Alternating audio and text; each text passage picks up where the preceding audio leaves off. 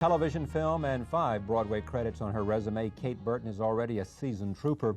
Audiences who don't have tickets to see her on Broadway, Neil Simon's Jake's Women this week, have been treated to her talents in the premiere of the new NBC series, Home Fires. And we're pleased to have Kate Burton join us now. Welcome. Thank you. You just came from the theater. I did. How was tonight good? Did you do well? Was it a good night, or was it one of those nights where you just didn't? Tonight with the audience, the audience is fabulous. No, the audience. If the audience is that's not always true. If the audience is great, it really helps the actor. Yeah. But I have been very distracted the last couple of days because of the show coming on. I thought, the show would Home Fires would come on, and I would be like, oh yeah, I did it, 6, 7 months ago. But for some reason, I was on stage. Very distracted. You mean while you're doing it? Well, it's playing on the television, and I'm there on the stage, and it's so peculiar. I mean, I have never had this experience before. I want to come to Home Fires in a moment. First, talk to me about coming to Broadway on this particular in Neil Simon's play. Yeah. You were there from the beginning. I mean, you in the San Diego? You weren't in the San Diego version, were you? No, Talia Balsam and Joyce Van Patten were in the San Diego production. That was 2 years ago. Right. And then Neil put it in the drawer for a year or so. And then last summer, I auditioned for it, and they cast me, and then and how much here time? I am. And so you walk in, when you do an audition, you walk in, and you know what you're going to read, or do they come in? You do? Usually. Yeah. Sometimes, well, for instance, for this show, there's 7 women in the show. And I went in prepared to read for the scene that I eventually played. But at the end of my audition, they had me audition for another role in the play, which I did as a completely cold reading. Yeah. And then they said, no, you're too young for this. So they cast me as Julie, the first wife. You're the first wife? I'm the dead wife. The dead wife. So you come back and... the whole thing is in his head, as you know from talking to Alan. Alan Alda plays Jake, and he's having kind of a crisis in his life. His second wife is very unhappy and wants to leave. And what we learn is that he has a lot of these imaginary conversations. And with his first wife. With his first wife, with his therapist, with his daughter. Who died early. Who died. I'm the only character in the play who is dead. Yeah. Which is always wonderful. And also there's this wonderful moment where there's a reunion, is there, between... Yes, there's... which is one of the powerful moments. That's our powerful scene, is where I meet my daughter. She's alive, I'm dead, and she's seeing me. You've heard this 1,000 times. Have you ever forgotten your lines out there? I did last night. Did you? Yeah. While you were thinking about Home Fires? I was thinking about What did you do? Well, no, I kind of...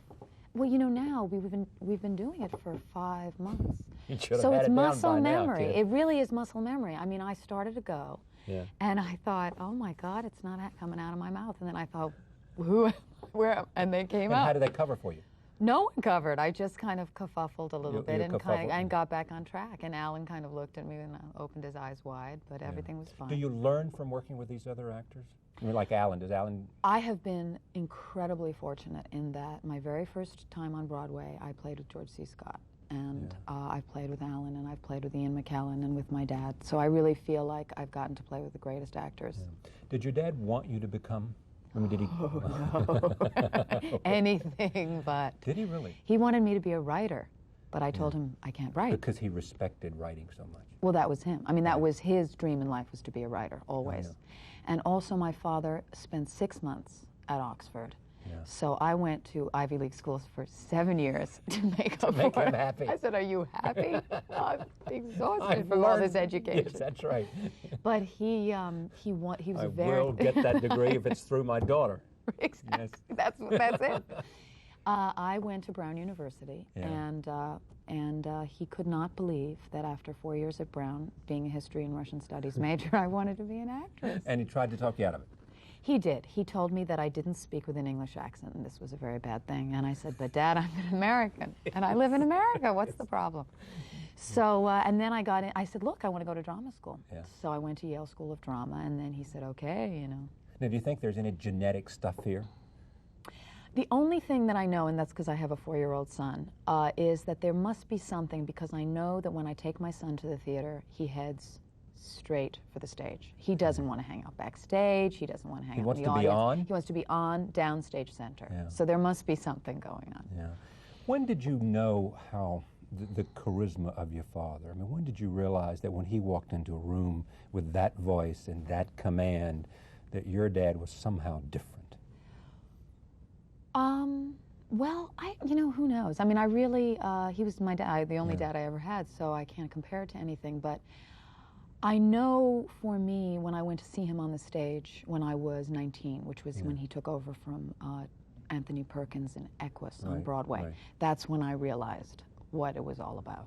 I mean, I knew, you know, I saw him in movies, and I thought, oh yeah, there he is, you know, being, you know, Beckett. He was one of the people I always wanted to talk to. I never talked to, or Olivier, either of the two of them. Really? Oh, really? And I always wanted to talk to your father because I used to look at him, and I saw Hamlet. I mean, he was just, he was powerful. Incredible. And I've talked to Ian McKellen, and I've talked to Richard Harris, a lot of people about them, and the debate is always about, did he throw away his talent? Now, Richard Harris will come forward and say, of course not. I mean, he did with his life what the hell he wanted to do with his life. Yeah. Well, that was it. There was an article, actually, yesterday, I think Tony Hopkins had been asked that question. That's exactly right. I saw that. Yeah. And he said, absolutely not. He did exactly what he wanted to do. You think that's true, though? I mean, did he, in a sense, die a sad man because everybody... No. Oh, he didn't die a sad man. Oh, no. He could look back and say, I lived the life I wanted to. I was a poor person. Yeah. Yes, he was. From incredible poverty in South Wales. And I made it, and I've lived a good life, and I've had some brilliant moments on stage, and I've made a lot of money, and I've loved some wonderful women. Absolutely. Lots of wonderful women. Lots of them. And therefore, it's my life, and if you don't like it, and if you don't want me to be the second Olivier, then that's your problem, not mine. But that's just it. It's like, why be the second Olivier when you'd be the only Burton? You know? I mean, that's the thing. I mean, and the reason I say, I mean, you know, in my dad's last year, he did 1984, which is one of his best film performances. Is it really? I've never seen that. Oh. I'm told that he's... Oh, I forgot who he was watching it, you know? He totally blew me away. Did he see you on the stage? Or? Oh, yes. Yes, his first, my first show out of Yale was Present Laughter with George C. Scott on Broadway with Nathan Lane. Yeah. And Star of Guys and Dolls. Star of Guys and Dolls. And you're going to see him later tonight? I'm going to see him later. You and he and Alec Bowen get together. We get together, and Talia Balsam and Tracy Paul, and we all get together, and we have our little coffee clutch. Sounds like a party to me. We have our little coffee clutch once a week. Why don't we do that on the show? We'll just have all of you come here and just do it here. We'll do it here. Tell me about Home Fires. Home Fires, we did 6 episodes. It's a half-hour comedy, not a sitcom. It's filmed, not taped, like a movie. And we did 6 episodes last fall, and Bruce Paltrow is our wonderful producer. Who I know as Blythe Danner's husband. Well, he's watching right now, so I'm sure he appreciates he's used to this. No, he's terrific. No, he's terrific. But he is terrific. Didn't he? He did St. Elsewhere. That's St. Elsewhere. Of course he did. And he did Tattingers, and he did White Shadow. Right. And he's my boss. He's a brilliant producer, isn't he? I love him. He is. He's, you know. Yeah. He's great. If we could be a producer, we'd want to be Bruce. We'd want to be Bruce. We would. Yeah, and so Home Fires is his thing, but he's filming it too. Yes. Because of what? Because of the texture. He wants more feeling. He wanted it filmed and not taped. Yeah. And he directed 3 of the episodes, and we just had a ball doing it. And it's a family. It's a 90s family. That's our little.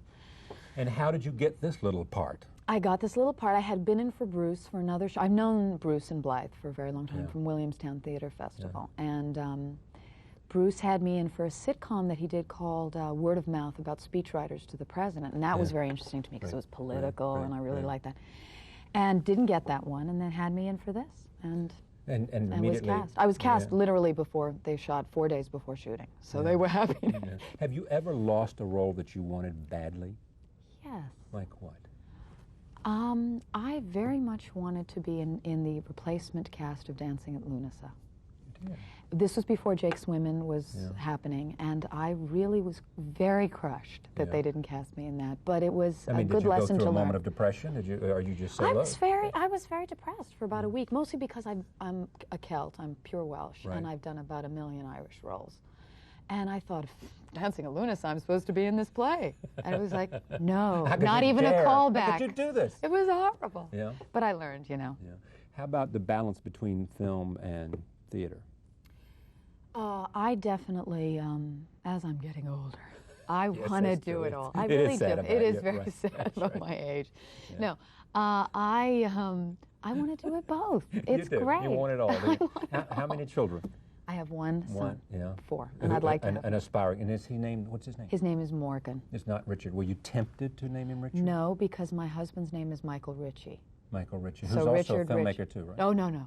Michael, that's the other Michael Ritchie. My Michael Ritchie is a stage manager. He stage manages Streetcar Named Desire. Oh. Yeah, so. But Richard Ritchie, that wouldn't work. So. Well, it's a pleasure to have you here. You. Thank you very much. Have fun. Bring those people back, and we'll do a show with them one night. Good. Thank you very much, Thank Kate Burton. See you later. We will return with a man who knows. Do you know Dick Wolf? I did a Law and Order. We met in the... Oh, you did a Law and Order with him? Yeah, I did. Yeah. Now, what's next after this? Before I go, what are you going to do after you get through Jake's Women? Well, we're going to do Jake's Women in Los Angeles next spring. I see. Alan and the girls, and we'll find out about home fires. You know, who knows what'll happen? Yeah. So, we'll see. Good luck. Come back. Thank you. When we come back, as I said, a man who knows the secret of success in television drama, Law & Order's Dick Wolf, a television series, is done right here in New York City. We'll be right back. Stay with us.